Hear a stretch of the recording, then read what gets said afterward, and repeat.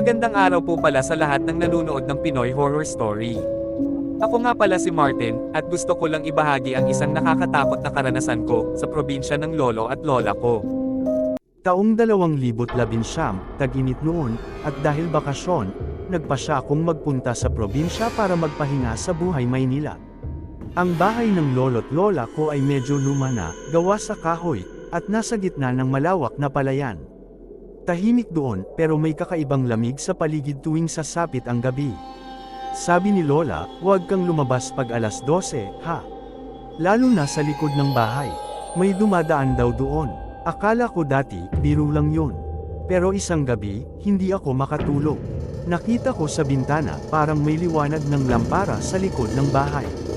Akala ko si Lolo, kaya bumaba ako. Tahimik lang ang buong paligid, maliban sa tunog ng mga kuliglig. Pero paglapit ko sa likod bahay, napansin kong nakabukas ang lumang pinto ng bodega. Dahan-dahan kong binuksan yung pinto, at doon ko narinig ang mahina, na parang iyak ng babae. Tulungan mo ko, mahina, pero malinaw. Napaatras ako, tapos, biglang kumalabog ang pinto sa harap ko, parang may bumagsak sa loob. Nanginginig akong tumakbo pabalik sa bahay. Kinaumagahan, sinabi ko kay Lolo ang nangyari. Tahimik lang siya saglit bago nagsalita. Huwag mo nang pansinin yun.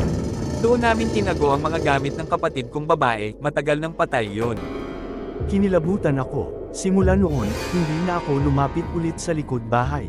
Pero gabi-gabi, naririnig ko pa rin ang mahinang pag-iyak. At minsan, kapag titingin ako sa bintana, may anino ng babae, nakatayo sa likod, hawak ang lamparang may apoy.